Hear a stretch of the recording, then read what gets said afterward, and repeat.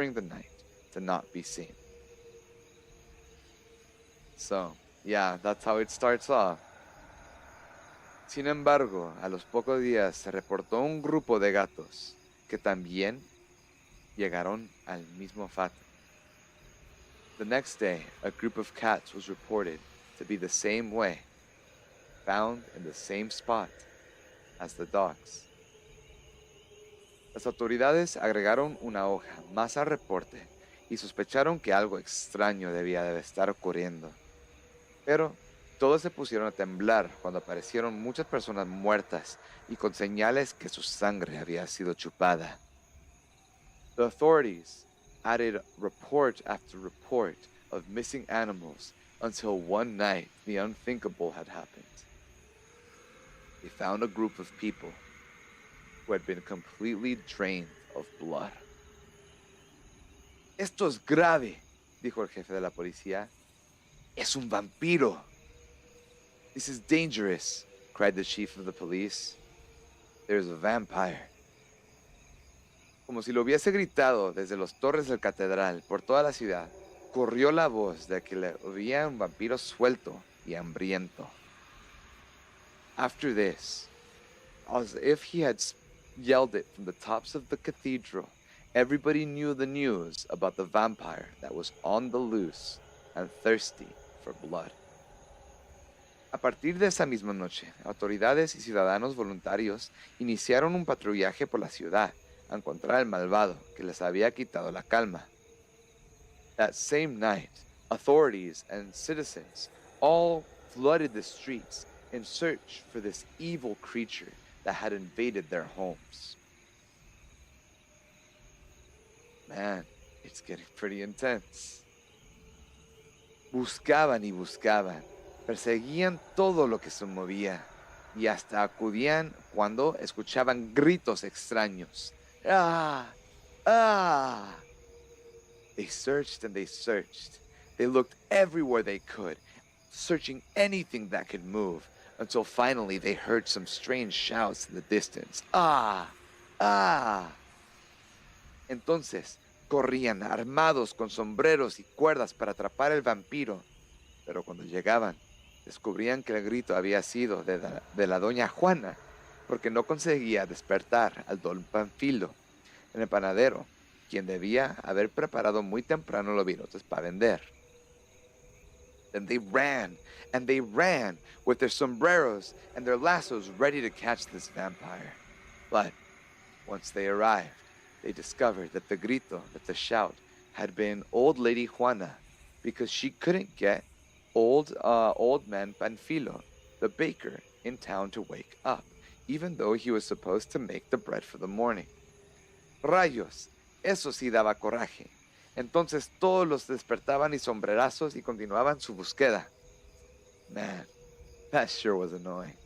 But everybody grabbed their sombreros and their lassos and continued on with their search. Seguían a perros y gatos y a humanos iguales. Seguían a perros y gatos y a humanos iguales de aquellos de que hubiesen sido seleccionados por el vampiro para su cena. Una noche hasta siguieron a unos hombres que perseguían un cerdito, el cual les había escapado al corral de la casa.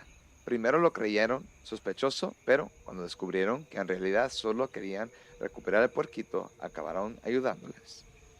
They searched for days and days, following the trail of dead animals, all missing their blood, all the way up to the corpses of humans that lay strewn across the streets. They still couldn't find it.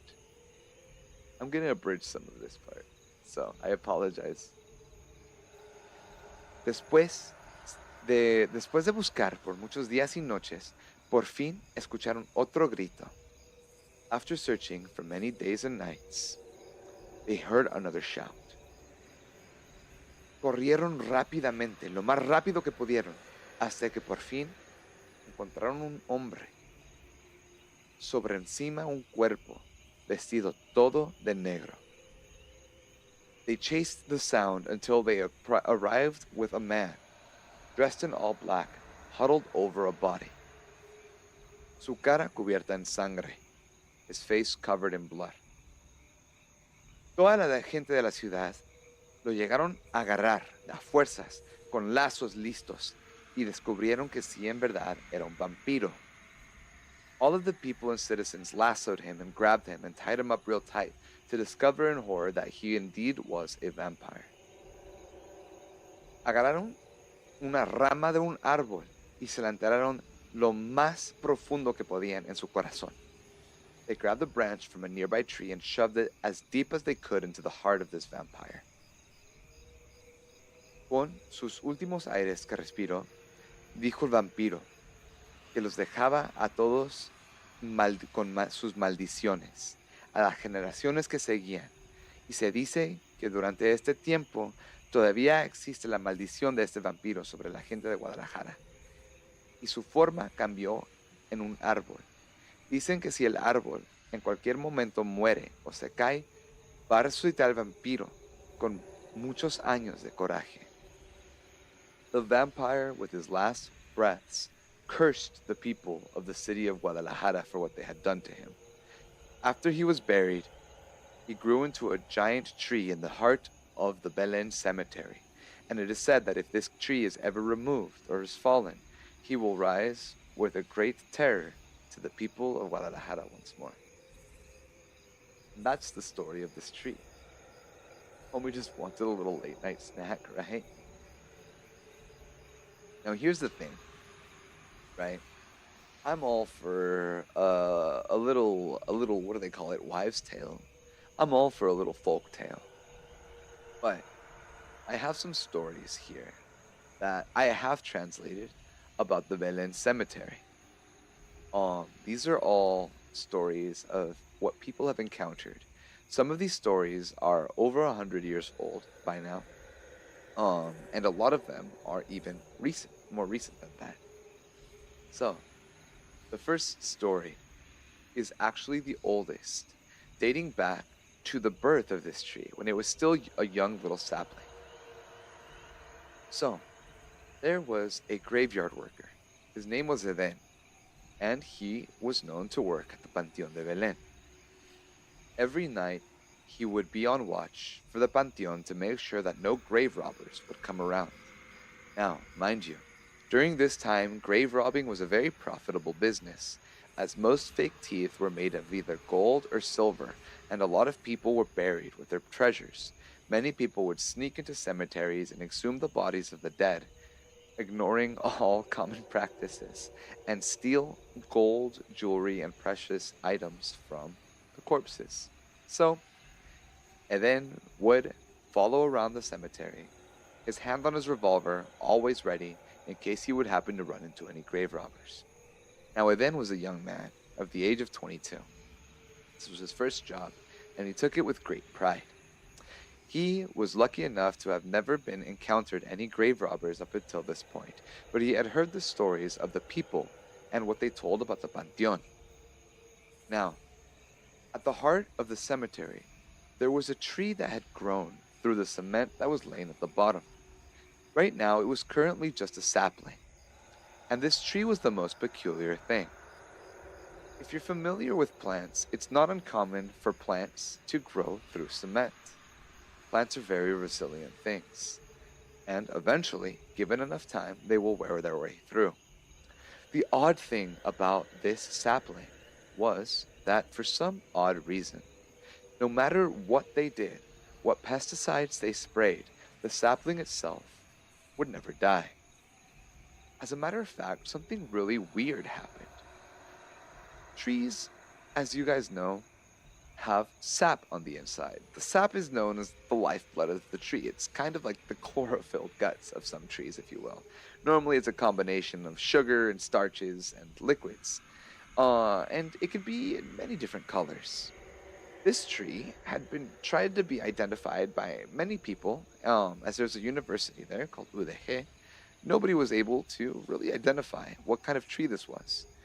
And every time that somebody tried to cut the tree down, it would grow back almost stronger, and it would exude this sap that was thick and red, dark crimson in color.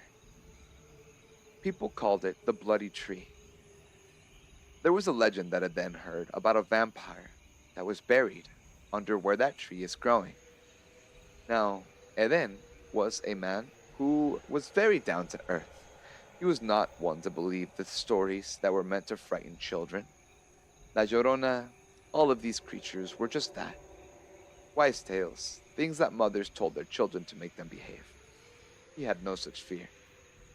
People had warned him to stay away from that area at about 2:37 at night. He, again, knew better than to heed this warning. He thought to himself, what is this warning for? This is to keep the kids away. And he one day got very curious as to what would happen. You see, his route was the route that was followed by every night watchman before him. And strategically, out of maybe just fear of these legends, every night watchman before him had scheduled their routes to avoid the bloody tree at night at exactly 2:37. As a matter of fact, during that time, they were supposed to be as far away from that area as possible. On one night, Eden told himself, I'm going to prove to everybody that there's nothing wrong with this tree. So, he started his shift just like always at 11 and started walking around patrolling, his hand on his revolver and his other hand on his sombrero, walking around at night, feeling very dignified. He thought to himself of how brave he was. Soy muy valiente, he thought. No soy ningún cobarde. My papá taught me to be macho. And he walked through that graveyard with pride. Time continued to tick. 11, 12, 1 in the morning, 2 in the morning. The time was nearing. Eden had his new modified route, and in the distance, he could see the candlelights from the torches that had been lit in the area. He followed the torches. 2:10, 2:15, 2:20. In the distance, over the horizon, he could see the faint glow of the torch that was right next to the tree. 2:30. 7 minutes before the time that everybody told him to not be there. Oddly enough, he started feeling a little bit uneasy. He had never been one to fear for ghost stories. He'd always prided himself in his bravery. When he was a kid, he'd tell his hermanos and his hermanas to never be afraid of the dark, and he would walk into dark hallways, never as much of having his heart skip a beat. Something was different tonight. 2:31. He began to get closer. For some reason, there was sweat dripping off his forehead. It was a cold night in December. There should be no reason for him to be sweating. 2:32. He started questioning himself. This is stupid, he thought. ¿Por qué estoy haciendo eso? I have nothing to prove to anybody. He tried to convince himself that nobody would know, and he wasn't doing this for anything. He was right. 2:33. The time was approaching. He walked closer to the tree. 2:34. He thought about his family at home for some reason. His mom, his sister, his brother. 2:35. He was there. He could see the tree. It was 2 minutes, according to his stopwatch, before the promised time. He looked around at his familiar sights, hands sweaty and clammy upon his revolver. He looked around and saw nothing. It was a normal night. He thought to himself, chuckling. Ya lo sabía. Nomás era una leyenda. He tried to convince himself that nothing was wrong and that he wasn't afraid. 2:36. This is enough, he thought. It's time for me to go. I should go back to my old route. Make sure that there's nobody here. As he stepped away, his bota wouldn't move from the spot. Que raro, he thought. The ground's covered in mud. Why is it covered in mud? It hasn't rained. He tried pulling his foot away, and finally it became unstuck from the mud. But now the problem was his other foot was stuck. He looked down, dealing with the mess that was happening below him. 237. He slipped. Fell. Right in front of his face was the baby tree, sapling. This tree was maybe about a foot tall at this point, but after he had fallen, he looked up at it as if it was towering over him. Something's not right, he thought. There's a problem here. He looked around, but nothing seemed out of the ordinary. That tree seemed to grow in size the more he thought about it. Bigger and bigger, looming over him, as if mocking him of how small he is. As he got up, he grabbed his revolver, but he couldn't find it. Cabrón, he said. Se me cayó. He must have dropped it after he slipped and fell. 2:38. The time had passed. He had long since proven his point. Starts grabbing, reaching for his pistol, frantically ready to run. Something's not right, he thought to himself. He looked at that tree. He was on his knees at this point, but the tree still seemed to grow larger and larger. Ay, ay, ay.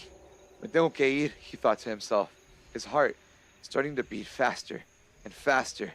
2:39, 2:40, 2:45.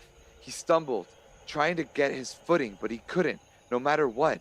It seemed that the mud was sucking him in, his hands unable to leave the ground, his feet stuck in the ground itself. 2:45, 2:50, 3 a.m. He was sinking. He was sinking, deeper and deeper. Ay, cabrón, he thought. ¿Qué está pasando? He looked at the sapling, now towering high above him, higher than the peaks of the Catedral in the downtown. There's something that's definitely not right. From the tree sprouted one branch, bursting forth from the trunk. And as that branch hung over him, he felt the sensation of something dripping on his head. He looked at it. It was blood. He was barely able to make out the consistency. He knew it. Thick, slimy, the way it coated his hands. Then he looked at the floor. The mud. It was not mud at all. Blood. And he was sinking. He could see the roots of the trees. They were reaching for him, oddly shaped like the hands of people. Above him, the branch dripping and dripping. He saw a visage come out from the tree. Strange, pale creature. Out walked a man, dressed in all black, emerging from the blood, but yet somehow not covered in any. It looked at him, and it smiled. The man told him one thing. Déjenme en paz. Just like that, he blinked, and everything was back to normal. He himself was covered in mud, where he had been crawling around. He looked at his stopwatch. 4:45 in the morning. The torches were all off. The sapling, back to its normal size. Nothing else had happened. Now, was this a vision? A hallucination? Maybe he was tired. Freaked himself out enough to imagine all of this. He was young. Maybe he did slip and fall in the mud. That's what some people say. Se cayó y se pegó en la cabeza. Está loco ese güey. Maybe he had too much to drink. Right, Kitty? One too many shots of tequila. The thing is, for Eden, people could say anything. They called him crazy. Called him insane. Called him a drunkard. They called him irresponsible. Because that same night, 3 bodies went missing from that graveyard. One of them, a man whose tooth was stolen. Another one, whose necklace was stolen from the corpse. A third one. Nobody knew who the third one was. Just some old body, completely gone. They blamed him. They said, oh, he was in cahoots with the grave robbers. He was fired. He was disgraced. And eventually the authorities arrested him. They told him, Eden, just admit it. Admit what you did. But no matter what, no matter if they promised him freedom or threatened him with death, he stuck to his story till the very end. Eden died in police custody, and there's actual records of this. Eden died in police custody in a penitentiary that no longer exists in Guadalajara at exactly 2:37 in the morning. It is said that the officer heard a strange groaning coming from his cell. As he clutched his heart, fell to his knees, and then had passed away. What's even weirder is when he was sent to the coroner to determine the official cause of death, the coroner noticed something very odd. There was 2 holes in the side of his neck, and it seemed that his body had been drained of blood. And that's the story of Eden Francisco. If you don't believe me, there's actually a very famous newspaper article written about this man and his experience, and the fact that he died in did die in police custody at the exact 2:37 time in the morning. These are all records. So, that's the story of the vampire tree in the Panteón de Belén. Now, I have been there, and as a matter of fact, this tree is very large now. This tree is of humongous stature. There's actually a little cave at the bottom of the tree. There's a little cave at the bottom of the tree where it's kind of like a hole in it, and you can go and sit in there. And I have been inside of there. I have been inside of there. And I will talk more about that in just a second. Why would you do that? I guess you're gonna have to stick around and find out. That's the story of El Árbol Vampiro. Now, here's another one. This one's not as scary, but it is another very popular story from there. It's a story of a young child named Nachito. Hi, Juliana, welcome in. Did you torch the tree?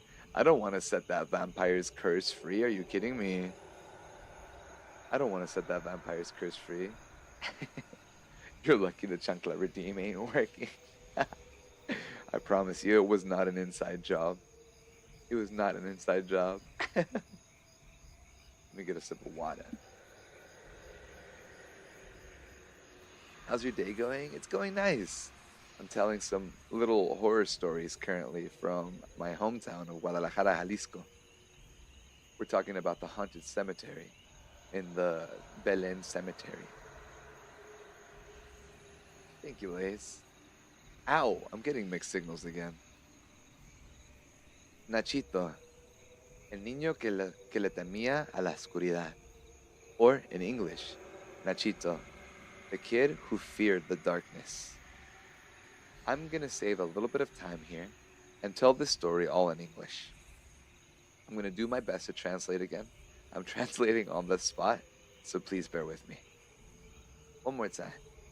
Nachito, the kid who feared the darkness.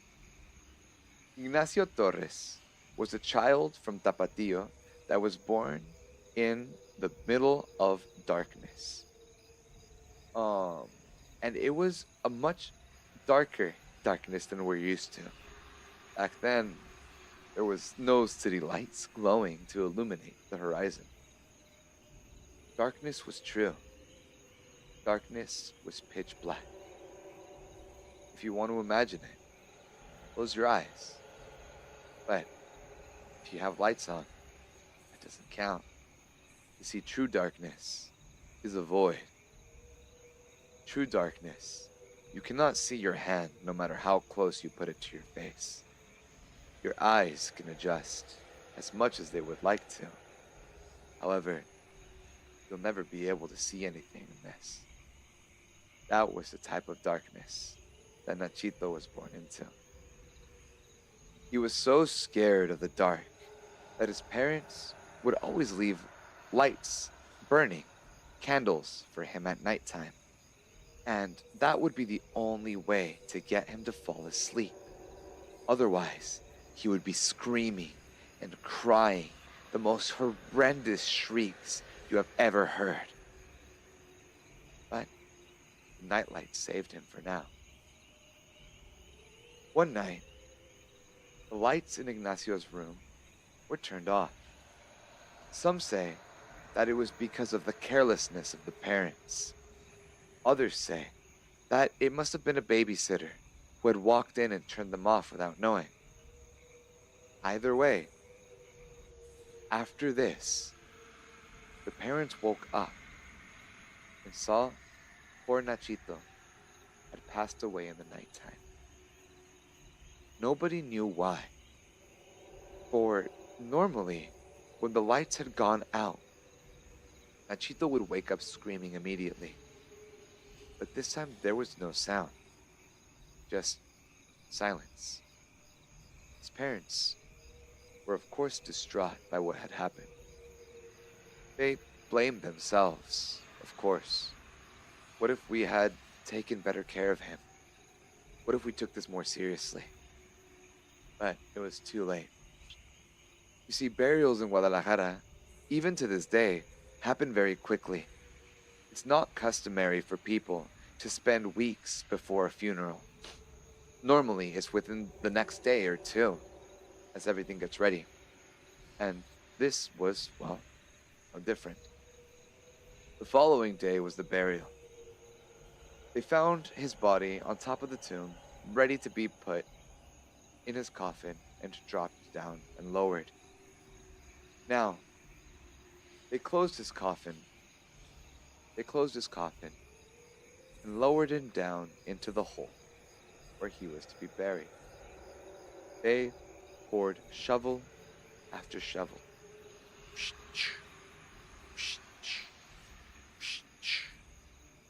And from down below, you could hear the thud of the dirt hitting the coffin. Eventually, he was completely buried.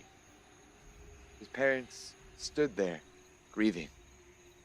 The mom, tired of this, not being able to take any more emotionally, went home. The father, however, was very distraught and decided to stay a little longer. As he stayed, night began to fall. The darkness. He looked around. There was no lights on at the cemetery. Nothing but the one candle he had brought with him. He couldn't help but think of his son, Nachito Ignacio, and his fear of the dark. As he looked around in the cemetery, he couldn't help but for the first time in his life understand what his son felt. The void of the darkness was all around him, enveloping him. It felt almost as if the darkness itself was grabbing onto him, pulling him in, whispering for him to come closer, to just see what's around the bend. He felt uneasy. The light from this candle seemed to protect him. Once again, he couldn't help but think of his son and the fear he had of the darkness. That's when he heard it. The rasping sound coming from under the ground. He looked down at where his son had just been buried. Ignacio? The rasping got louder and faster and more desperate until The father heard the faint sound. Papá, papá, da miedo. Está bien oscuro. He heard his son. Father, Father, I'm scared. It's very dark down here. He felt his heart sink to the pit of his stomach. He felt the blood leave his body. He felt the urge to run, but he couldn't muster up the strength to stand. He reached for the dirt and started digging. Frantically, he dug. He dug and he dug until his fingerbeds were raw and bleeding. But he couldn't dig deep enough. Papá, papá. He heard from down below, muffled, until eventually it stopped.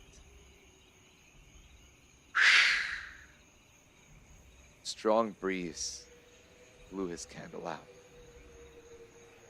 The darkness encroached around him. He felt as though the shadows were slithering up his leg, across his hands, through his back, finally reaching to his eyes. And then, nothing. No sounds, no lights. It seemed as even though the wind had stopped. And all he could see was the darkness. The next day, the mother went to the Panteón de Belén to search for the father, afraid that he must have fallen asleep. When she arrived, she saw him laying on the floor. For some reason, he had dug as fast as he could, and it looked like he had fallen asleep. She panicked and ran to him. Amor! Amor, ¿estás bien?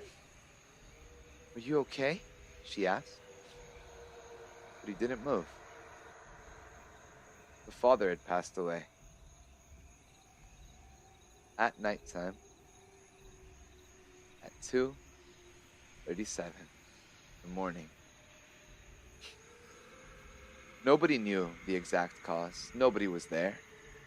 The night watchman, as a matter of fact, didn't even see him, as he had dug deep enough to blend in with the surrounding hills and dirt. He had passed away, and the official cause was a heart attack. But something wasn't right. Something felt off.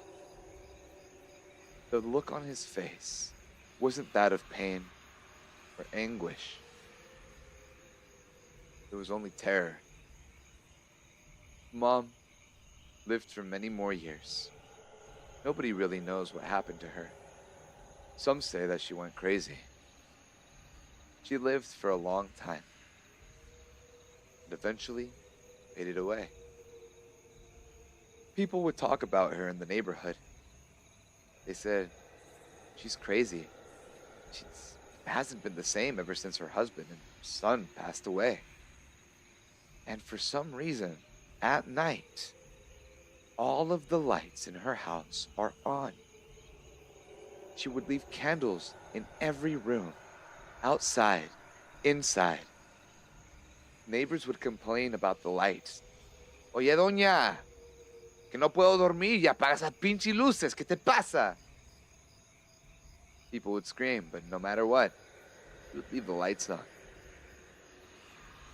It's said, but it's not confirmed, that the night that she passed away was the only night where none of the candles were lit in her house. Nobody heard from her again. Nobody knows if she was buried. Some say she must have just vanished in the darkness of that house. That house would go on to be sold to another family. That family would freak out every night and insist that they would hear noises and sounds coming from the walls whenever the lights were off.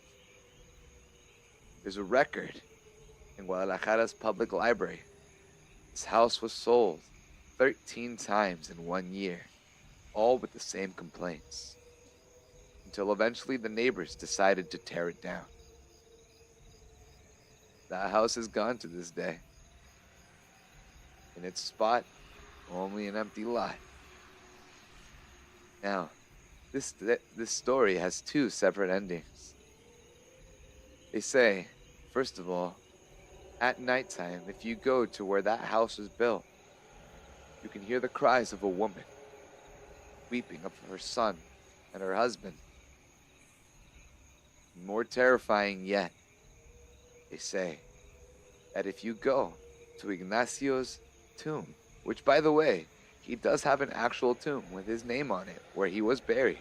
This was a real child. This was a real story, all well documented.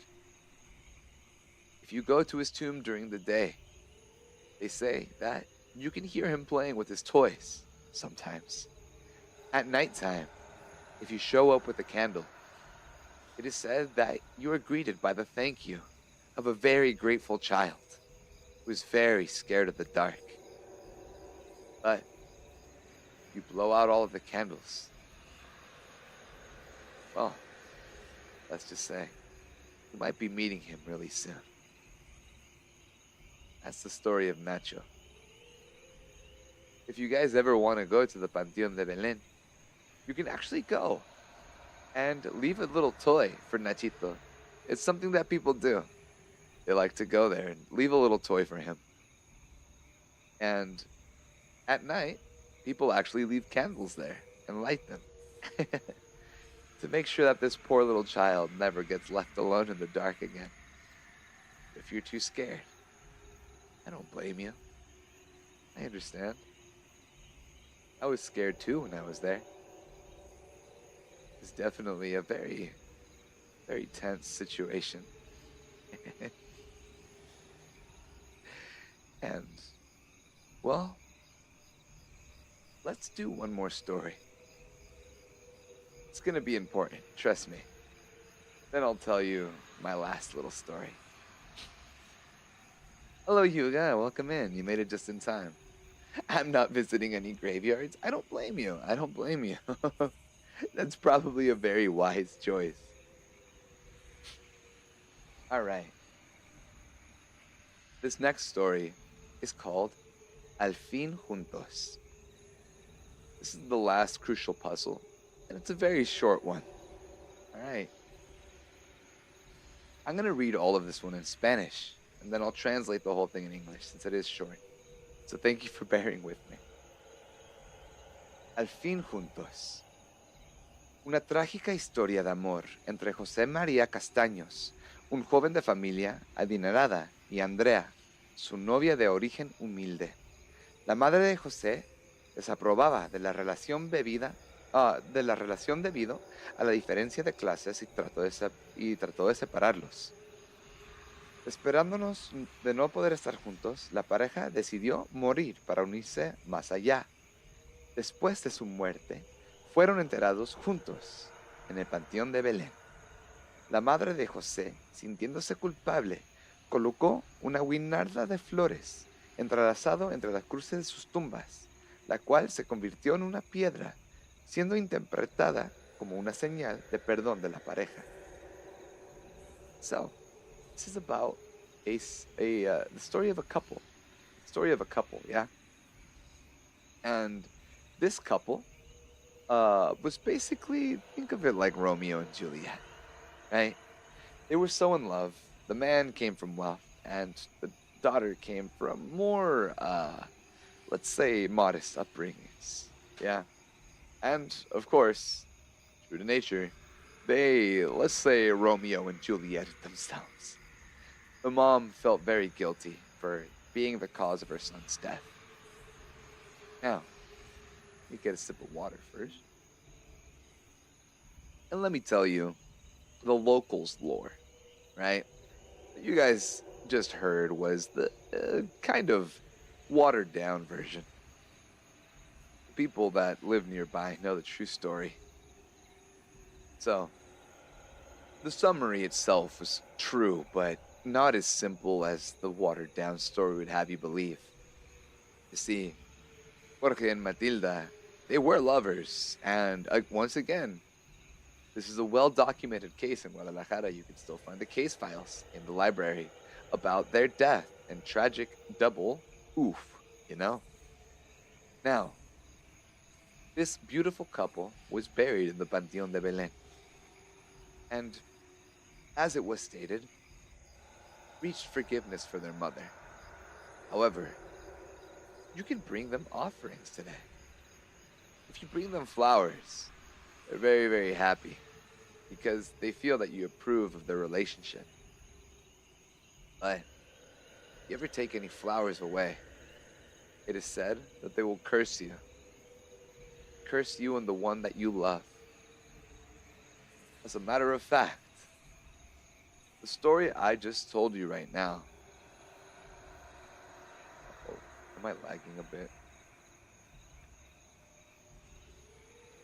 Uh-oh. Lag.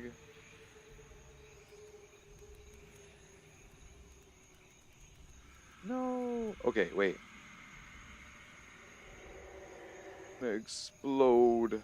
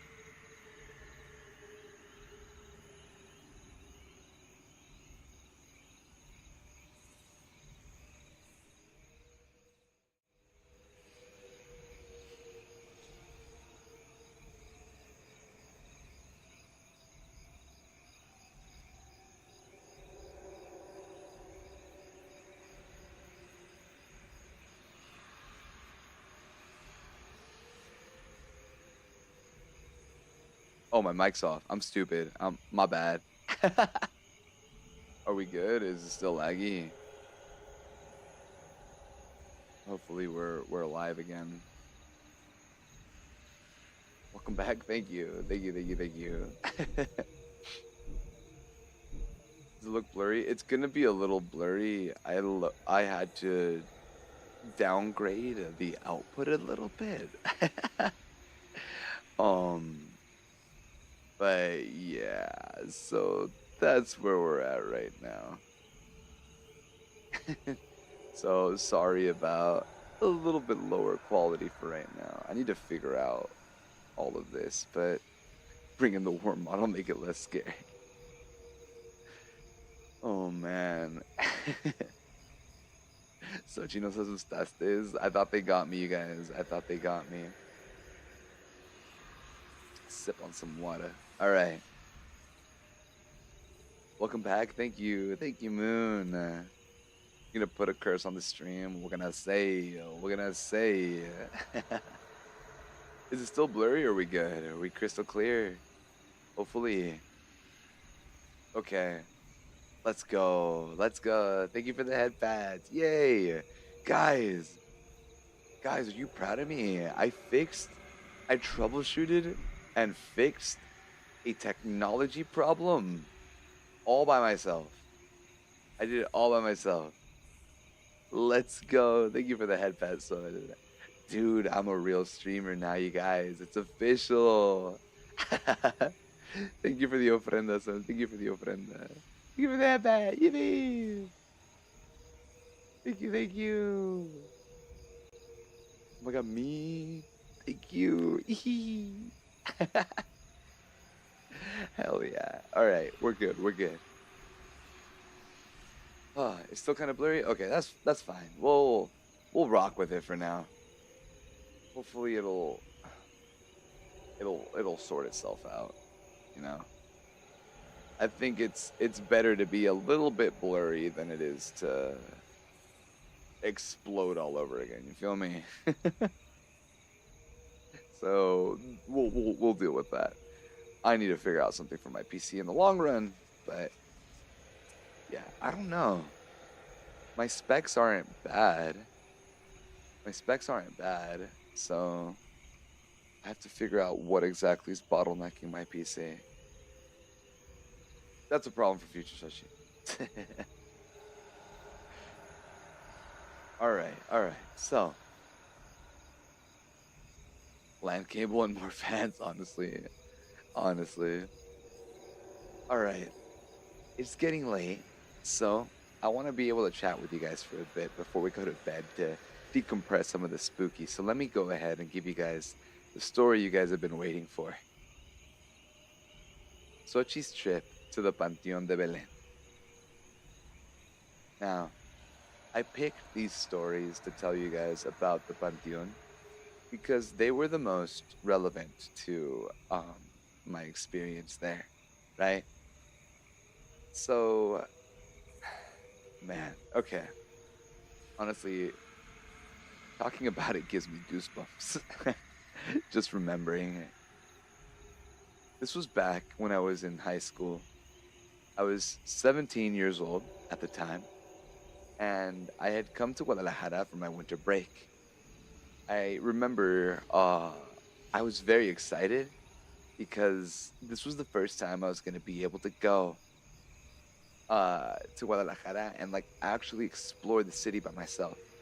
You see, Mexico's definitely not the safest place all the time, especially when people know you're not from around there.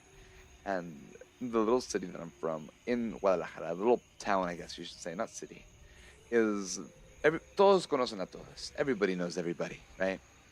So, this was the first time I got to go on my own.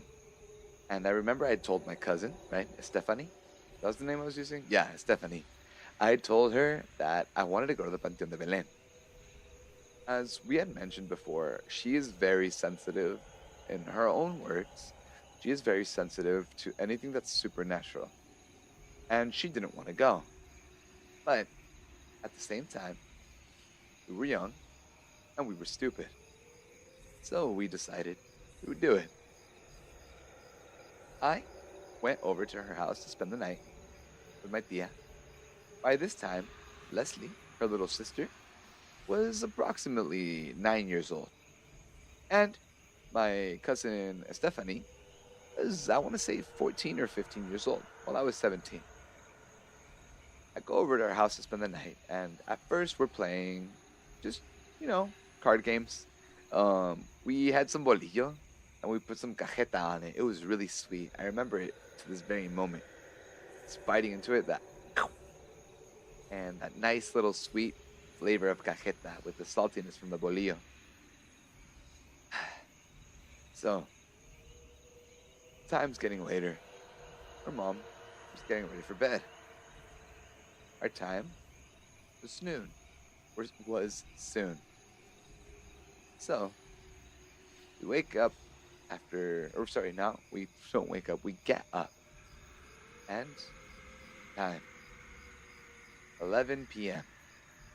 Her house is actually only 5 minutes away from the Panteón de Belén if we both hauled ass on our bicycles.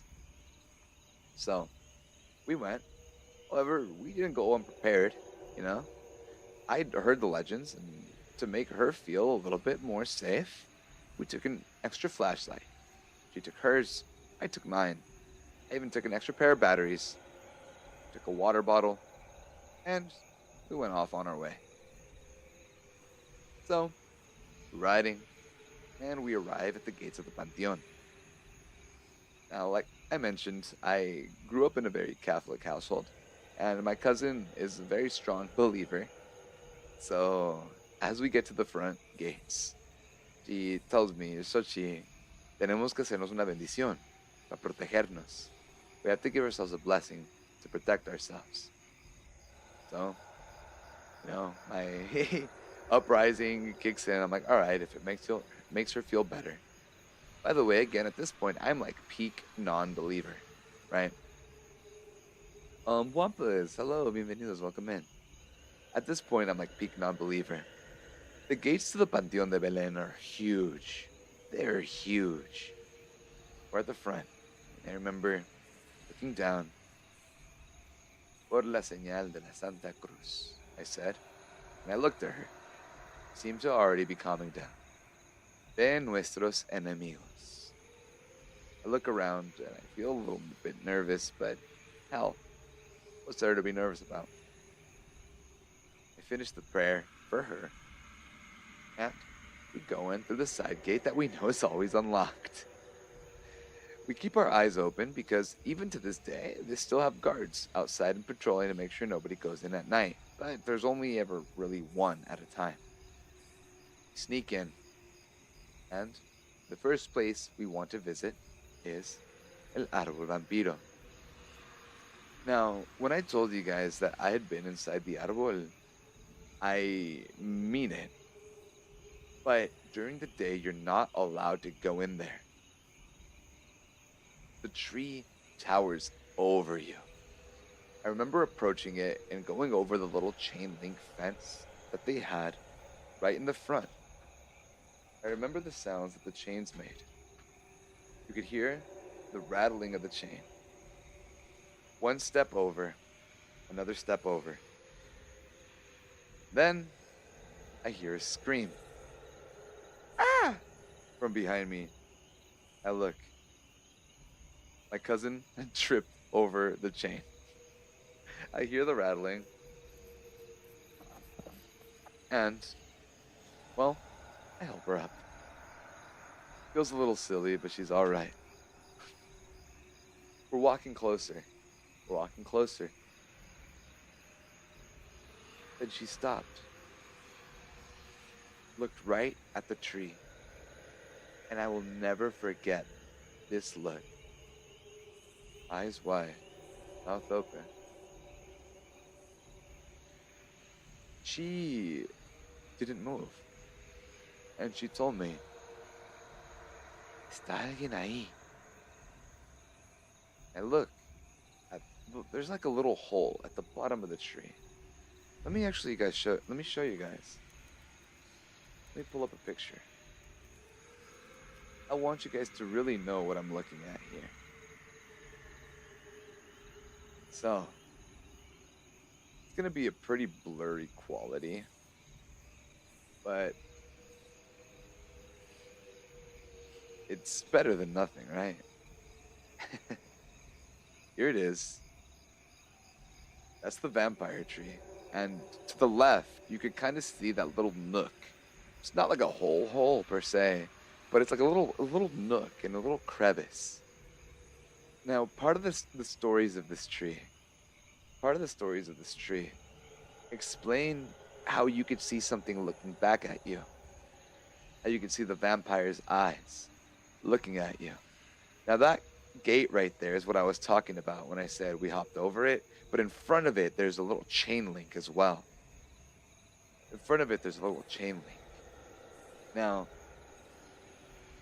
we're over that actual gate at this point, right? And I keep going. I didn't see anything, of course. My cousin tells me, Xochi, yeah. There's this saying that she always likes to say, Xochi, no juegues con el diablo. It's something that my grandma used to say, and I never used to believe them. And, well, I sat, I laid there, my back pressed against the tree, and I look at her and I say, No juegues con el diablo. And it was funny, like, nothing happened.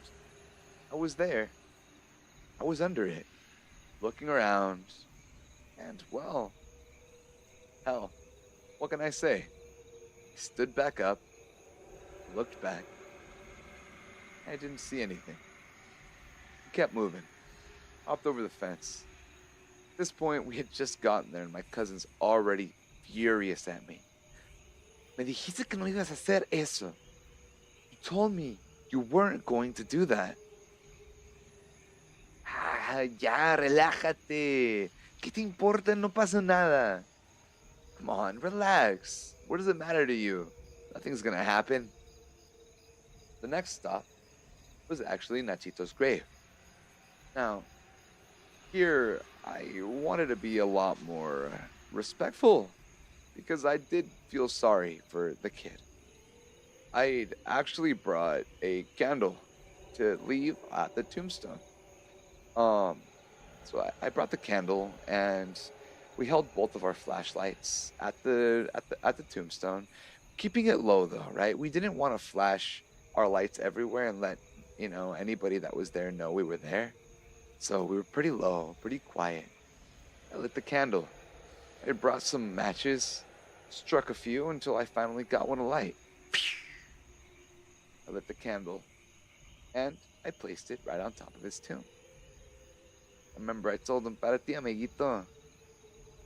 And, I mean, I'm being honest, I used to be really scared of the dark when I was growing up, too. I remember in my room, I had a nightlight. But sometimes it would even freak me out even more. I had these toy dinosaurs on top of my, burro, my, dresser. And I remember seeing their shadows and it would freak me out. So I felt sorry for the kid. I left that candle. Kept walking. Finally, we made it to the last stop. The lovers. Two lovers. Me, being the god of flowers, brought them a little flower. Right? And I left it there. I was granted a little jaded high schooler, and I left a flower as an offering to tell them that I approved of them, little romantic thing that I saw. Now, by this time, it was about 1 in the morning. Time to start going home. Walking around, and then I hear a click. My light stopped working. Puta madre, dije. Son of a bitch. My cousin still had her light, so it wasn't that big of a problem. Matter of fact, I didn't even think to swap out the batteries in my flashlight. She had hers, that's all we needed. Besides, more lights, it'd be easier for, a guard to see us. We kept following the more dimly lit trail to the front gates. Now, where we were going to exit from, we actually passed by the árbol again, the vampire tree. And we're walking by, and as we're getting closer, time's going by. This place is huge, by the way. 1:30 in the morning. We're getting to the front. And finally, we make it to the gate. Successful expedition. Except one small problem. I dropped my phone. My little damn sliding phone. No smartphones. I dropped it. And I know for a fact where I left it. The only possible place it could be was a tree.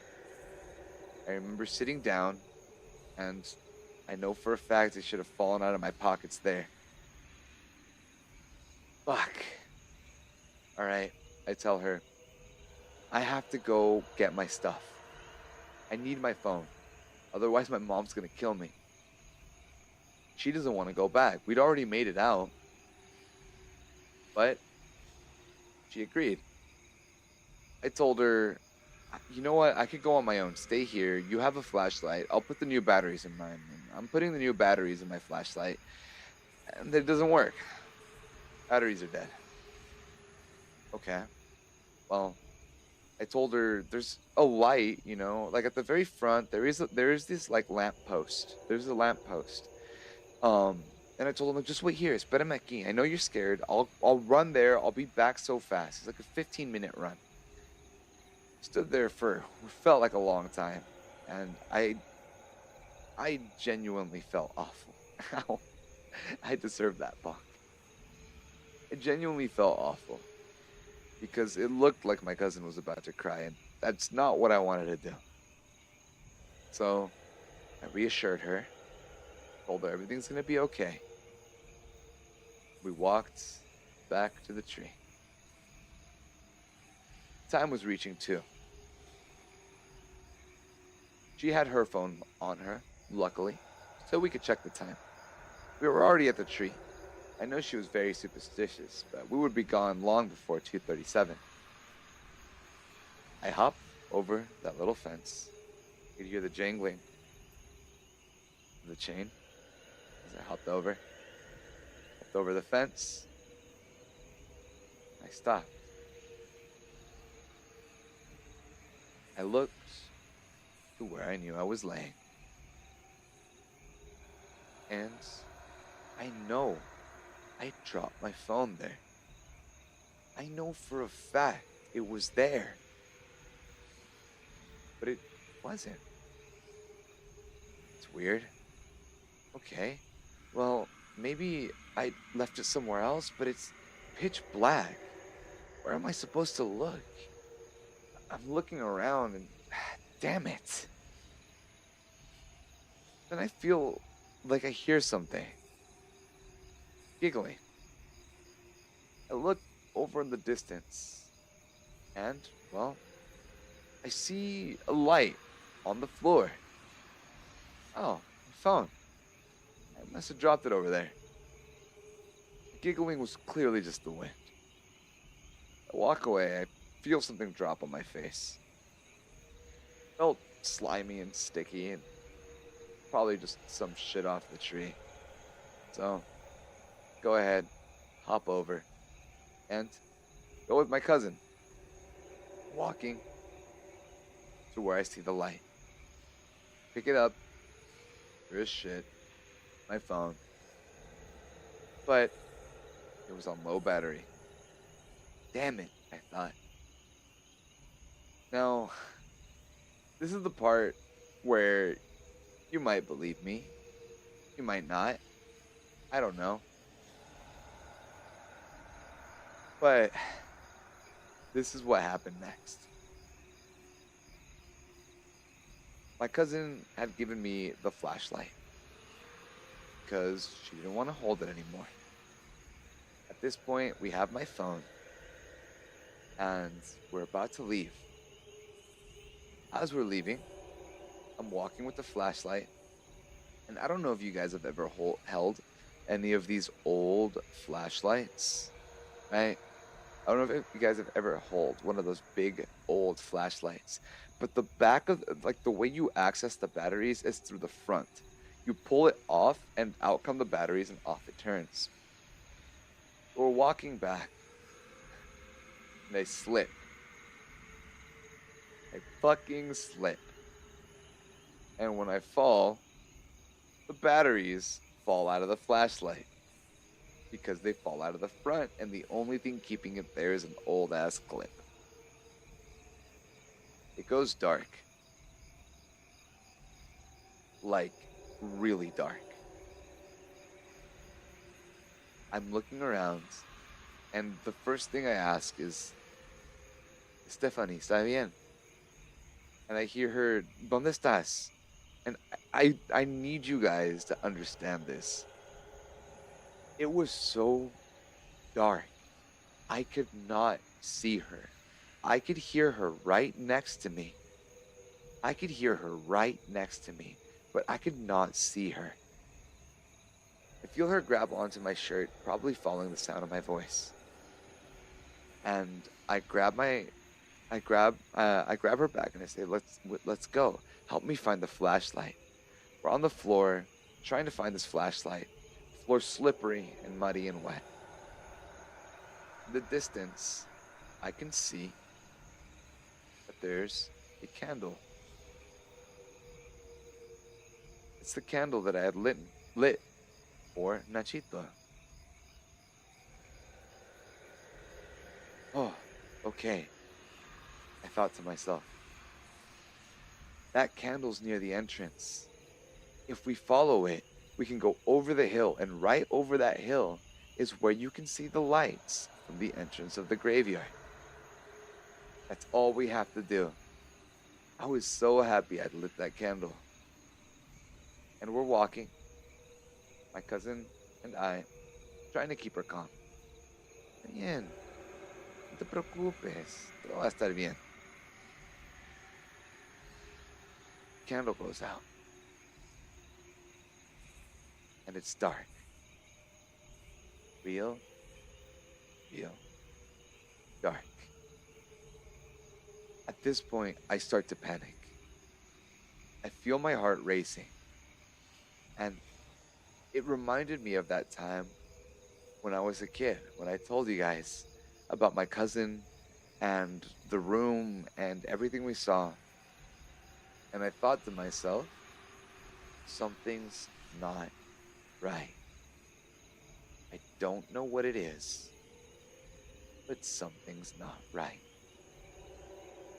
I feel my heart start racing, and as calm as I try to stay, we start walking. Faster and faster and faster and faster and faster.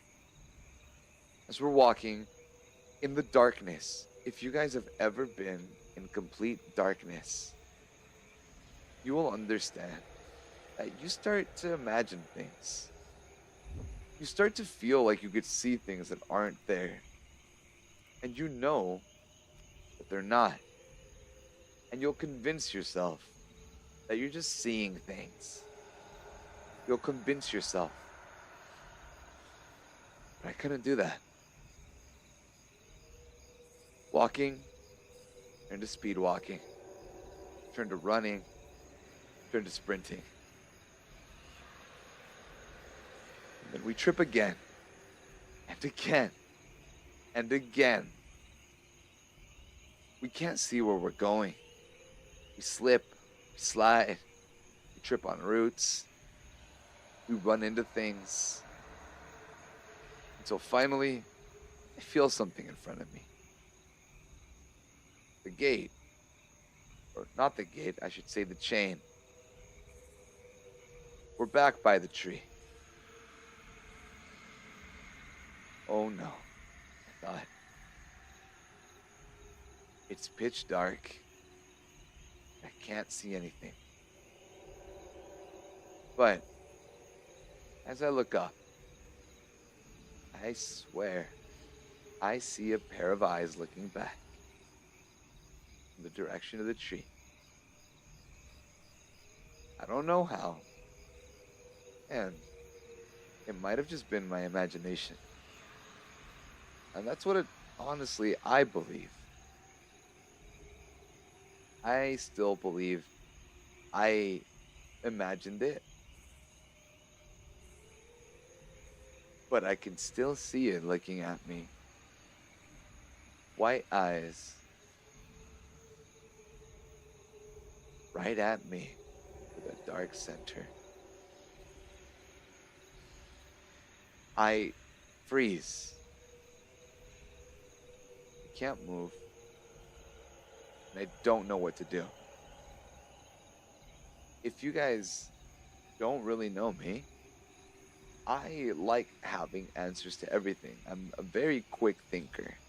I take great pride in being able to get myself out of situations. And I felt like this was a situation I couldn't get myself out of. There's nothing I could do. There's nowhere I could go. There's nothing I can say. I see the eyes close. And then, a bright flash of light. The flashlight that had died earlier that stuffed in my backpack where the waters go, turned on. Started working again. Oh, thank fuck. I thought. Fuck. I grab it. And I'm fumbling this thing. My hands are shaking so bad. I could barely hold it. I look at my cousin. And she is petrified. She is crying. And it's like that quiet crying, you know, and like you don't even hear anything.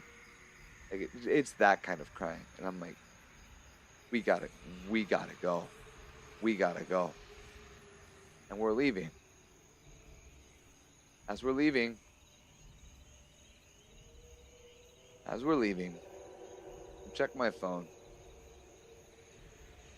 You know how, well, I don't know if you guys know.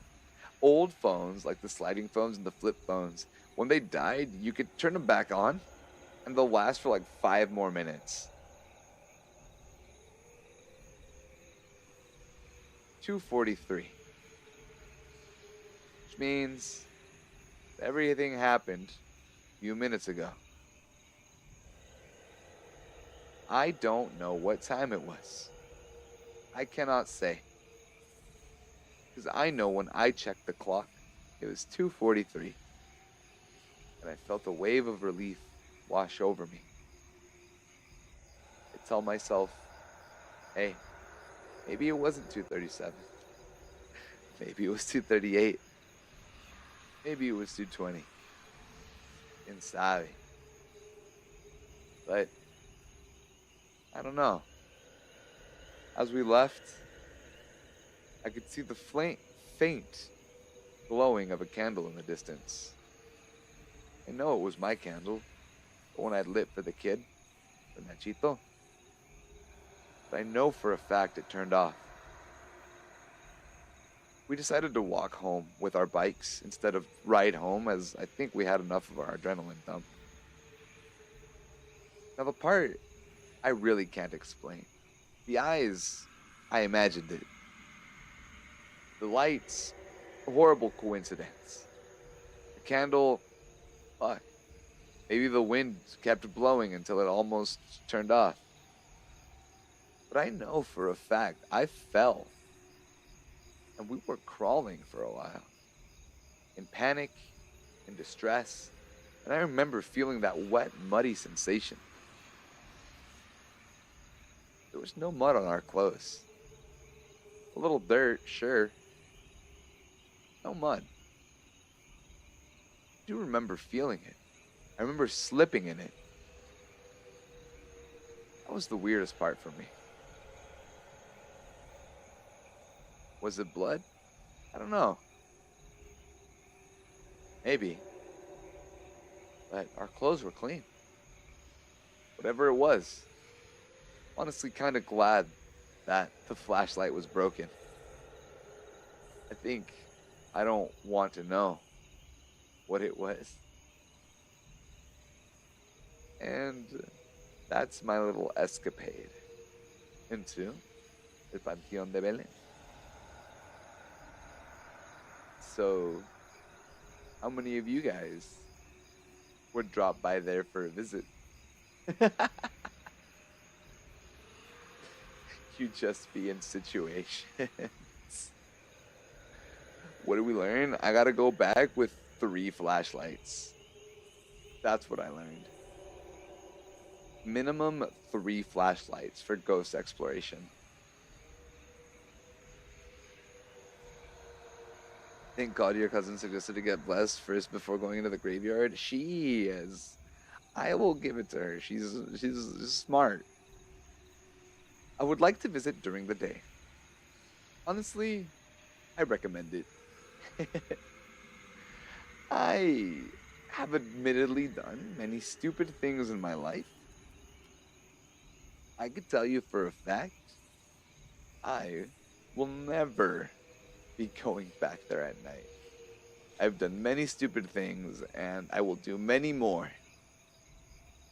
But yeah, never, ever, ever will I go back there at night. No amount of money, no amount of calling me a chicken, no amount of anything. I'm good. I think I learned my lesson.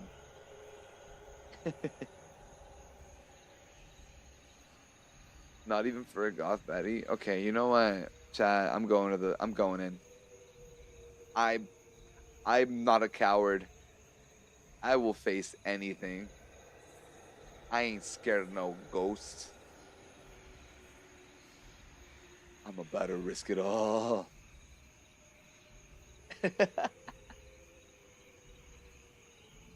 Got him. Chad, if I come back possessed by the devils, let the record show. It's all falls on Lays. It all falls on Lays.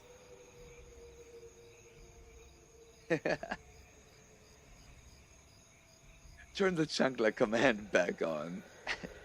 Hey, why Lays? Because you lured me. You lured me. Lays or Lays. Come on. You didn't learn anything. Hell, you know what? If you take one lesson away from this, everything has got a price. $20 is $20. Baddie's a baddie. What can I say? What can I say? What can I say? Newspapers say local god boy Sochi died in a haunted graveyard. R.I.P. my boy. Hi Kiwi, ¿cómo estás? Welcome in, welcome in.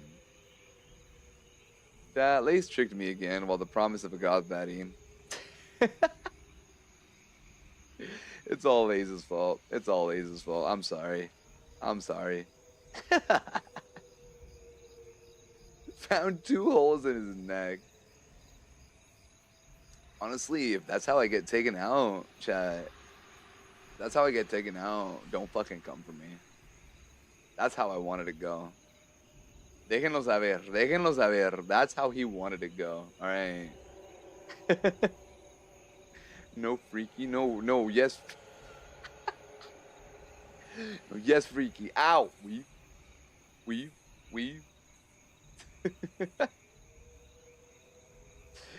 Oh man.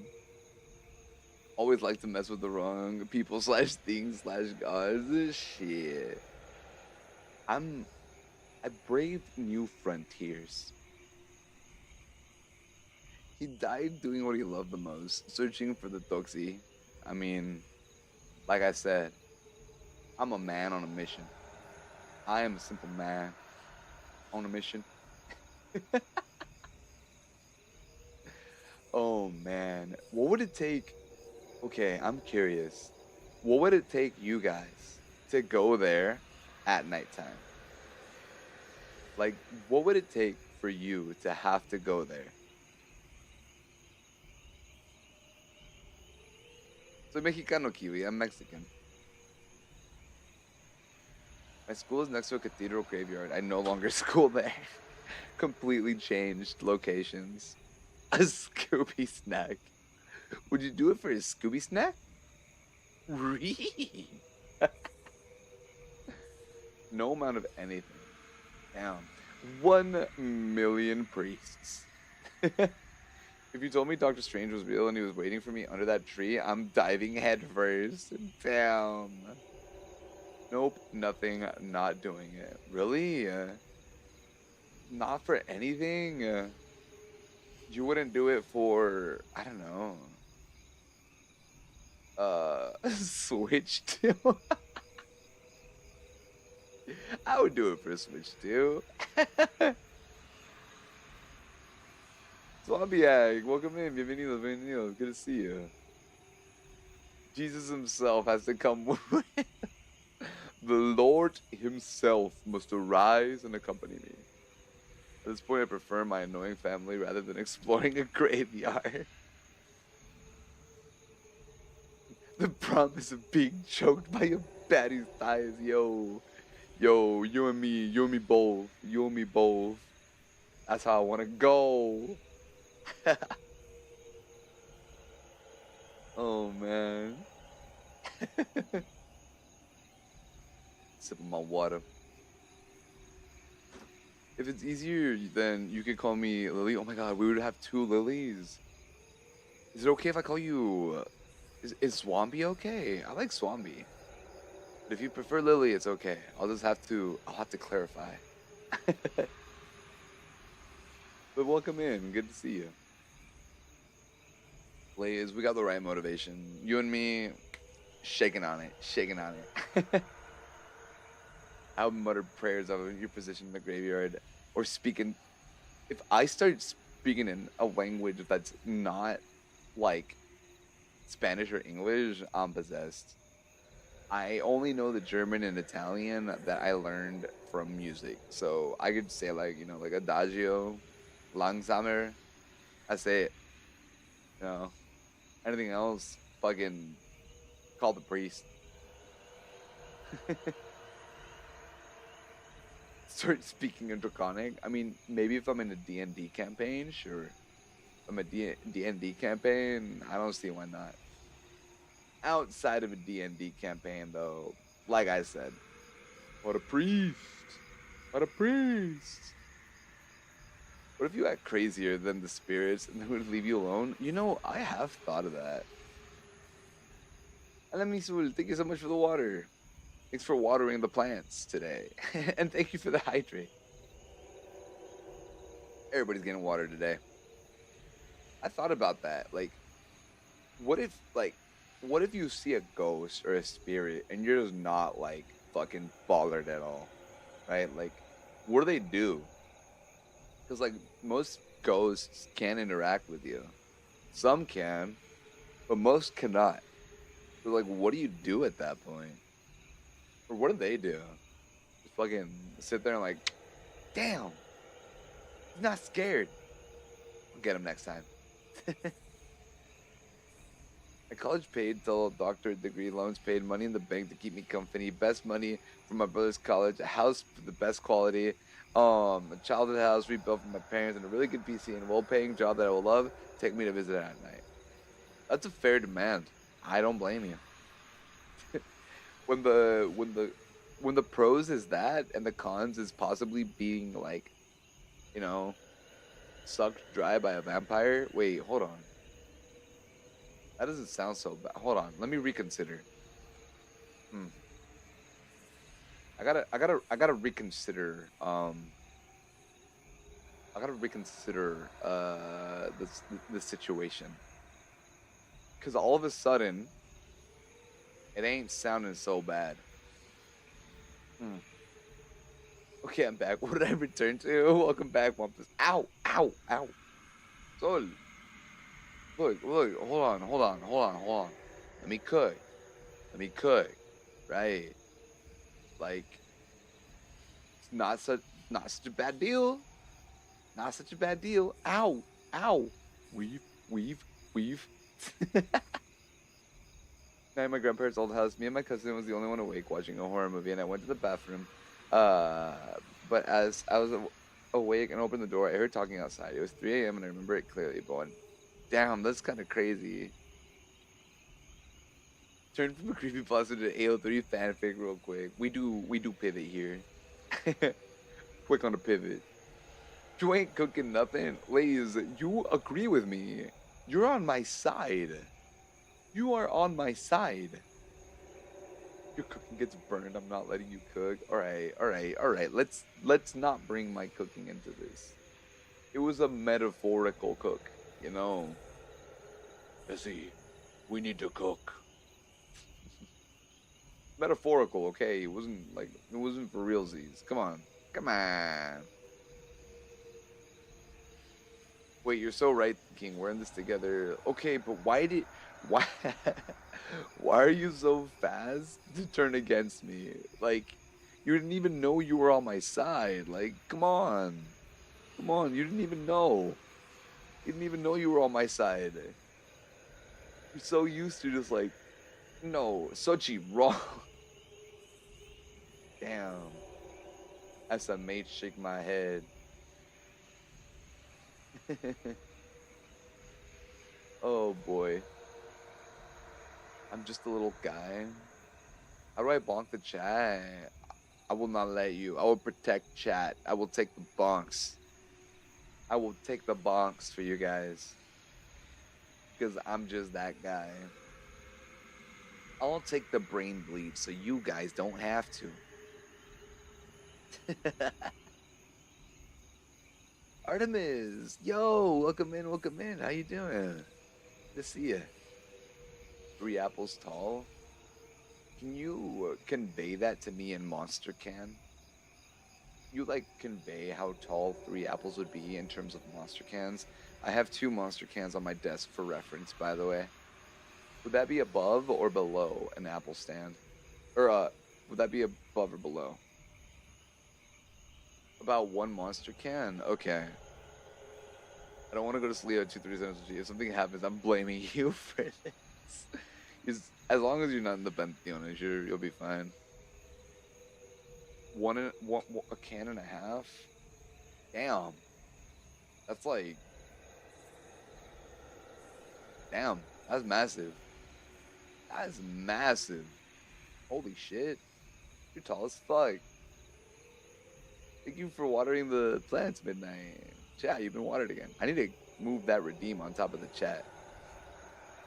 I'm getting soaked. I'm getting wet. Stormy, thank you for the follow. Thank you. There's a recent one. My cousin and I were having a sleepover at my grandparents' new house when she told me she heard a male ghost talking and her mom thought she was pranking her, but it wasn't. And then she found out it only happened to her and her mom. Yo, that's creepy the fuck. Those stories are the best though, like those short little ones. You have amazing content. I saw you play horror games. I trust you protecting us. Yo, let's go. Thank you so much. I really appreciate it. Yeah, you guys are safe. You guys are safe. When it's horror games in Sochi, my boy Sochi, that's me by the way. I got the reflexes. No, pero muchas gracias, te lo agradezco. It means a lot. Thank you. What you mean that's massive? What do you mean? That is fucking huge. That is huge. Hi, human of planet Earth. Hola, hola. Are we gonna do spooky stories again? I'm unwinding right now. We're gonna be closing up here pretty soon. It's getting pretty late for me, and I gotta work tomorrow. I wanted to do like what do we call this? Like, what do we call this? Like horror story aftercare.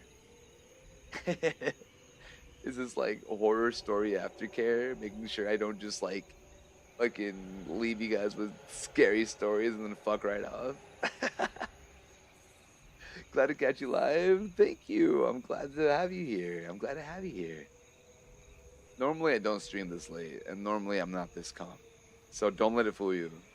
Dude, every time I give a late night stream and I'm quiet, I feel like I'm catfishing everybody. People walk in, they're like, damn, this guy's chill as fuck. Este güey está bien calmado. And I'm like, bro, that's not me. So she doesn't protect these sacrifices. What do you mean? I had a gun last time and I protected you guys from the demons. So she giving chat aftercare. Aftercare is important, chat. It's important. See, look at me. Kind, caring God that I am. Tell us a joke, silly God man. You want a joke? My bank account.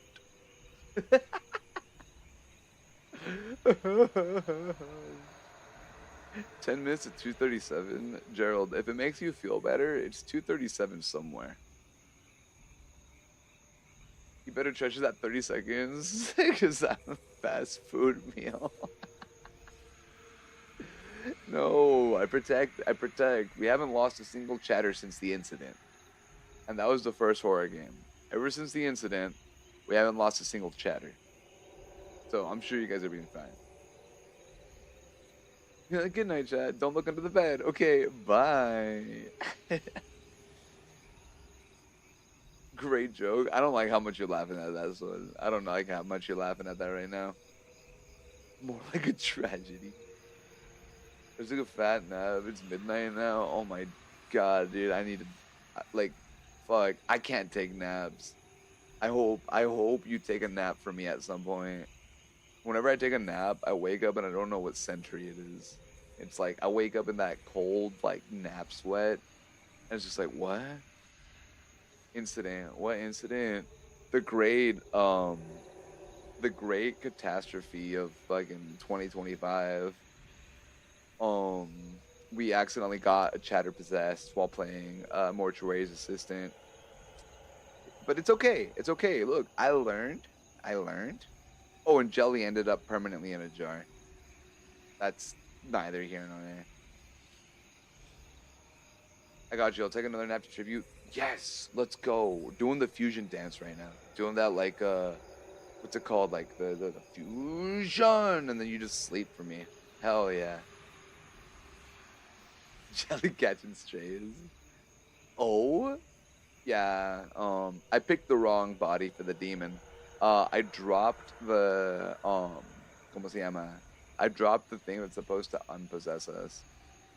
I thought Jelly was in a jar because of Zelda. Jelly's in a jar for a lot of reasons. Right? Should I wear protection whenever he plays horror games? Protection is always important, chat. In horror games and in every aspect of life. Feel me? I'll catch my drift. Always important. How do you get a chatter possessed? I can't show you because then you would be possessed. Or at least somebody would. No. And once again, I'm here to protect you guys. I can't have that.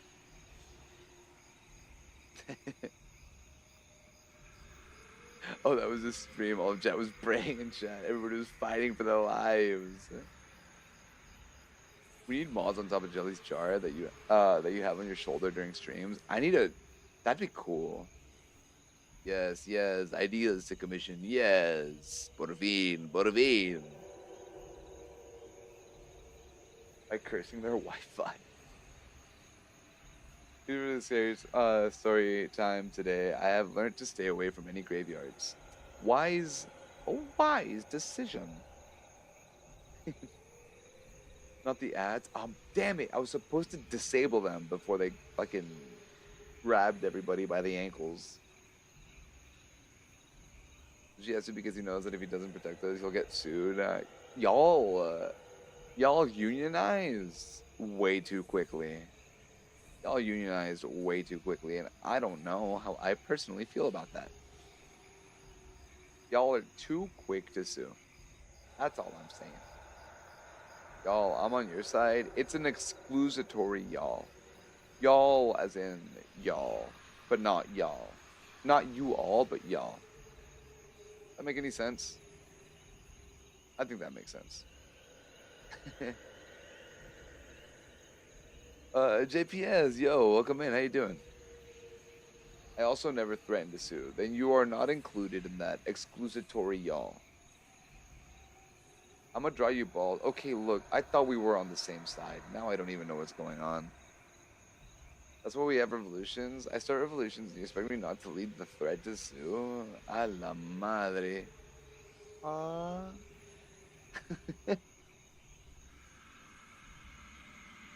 It's crazy.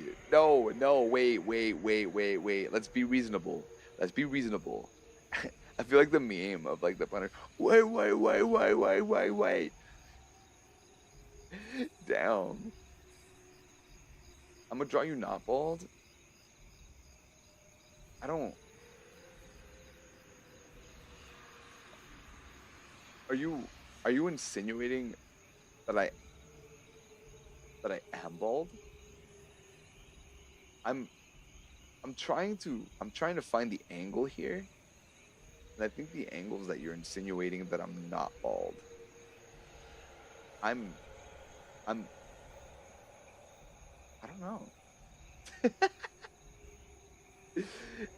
That should have been such a simple thing, and here I am just lost.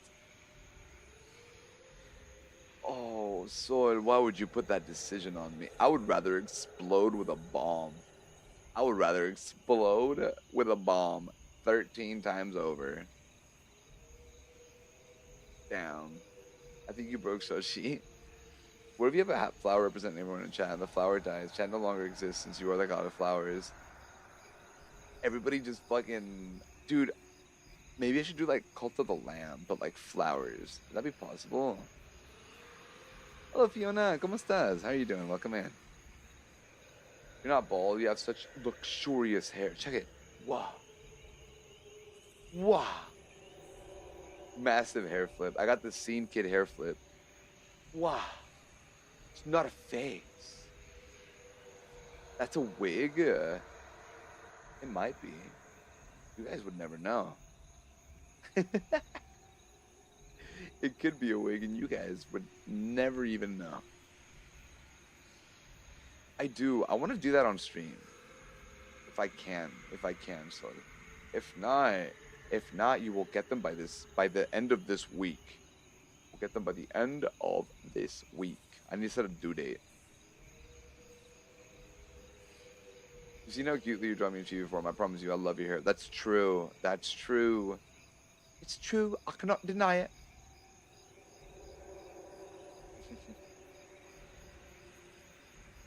How do you prepare to play a horror game? I raw dog it. I like going in blind. I really like going in blind. I'll usually pick a game either off of recommendations or like a ¿cómo se llama? Like clip that I saw, and I like to go in completely blind. I put on my heart rate monitor, and I just fucking yeah, exactly. The blind lead the blind. I just go in. Chat hides behind me. I don't scream because I'm a brave god that fears nothing in the shadows. And yeah. Which you still need to find? Wait, what do I need to find? He's a clown who wears monkey. This is my circus. Brave good boy. See, look at me. I'm brave. No frontier. Too scary. Oh, yeah, the heart rate monitor. Oh, wait, hold on. Let me write that in my notebook. My nerd book. Heart rate monitor. Yeah. I gotta find that for our next stream on Sunday, which I already got the game picked out. I think you guys are really gonna like it. Anyways. All right, let me stretch out real quick. Okay. Tell Tlaloc his hair sucks. I don't think I want to do that. That's not fear. That's self-preservation. Okay. We're gonna be finishing up here. Before we end, a quick reminder. Friday we will be streaming more Hollow Knight. At the beginning of Hollow Knight, we'll be doing a bit of just chatting because I want to catch up for a little bit. Saturday, no stream. And then Sunday, we got our spooky horror stream. I might be, ¿cómo se llama? I might, big emphasis on might, sneak out to TwitchCon right quick for one of the days, but I ain't gonna say which one. If I end up going, I'll wear something specific and I'll drop it in the Discord or like I said. But I'll make a post more about that later. If I do go, it'll be a mystery. It'll be a mystery to everybody involved. But it's not a for sure thing, which is why I didn't really want to post it. So if you're there and you see me and you want to say hi, by all means, come up and dime hola. I am a yapper though, so up on a TwitchCon for me. If I go, I will. Played in hide and seek, yes. Mystery to everyone but Syria, true. I don't even think I told Syria because I don't even know if I'm gonna do it for real. But quién sabe. If I do go and you guys don't find me, I'll probably leave some stuff around. You find the hidden Sochi. Find the hidden Sochi, win a prize. Pero thank you so much for keeping me company. Thank you so much for keeping me company. I had a lot of fun telling you guys scary stories. Sorry if I spooked you a little bit too much. Otherwise, I will see you guys on Friday for our next stream. Today we're gonna be raiding into Kai. He's really cool. We raided into him before. Un hombre bien chingón. Really good person. And a little bit more lighthearted stream. So if you end up hanging out there, hopefully it makes your night a little bit less spooky. But anyways, ustedes ya saben, los quiero mucho. Hasta la próxima. Que descansen y que tengan una noche muy, pero muy bonita. Bye bye.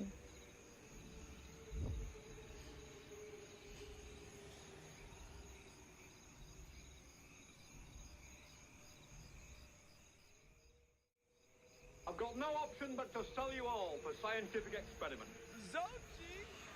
Yo, thank you so much for the raid!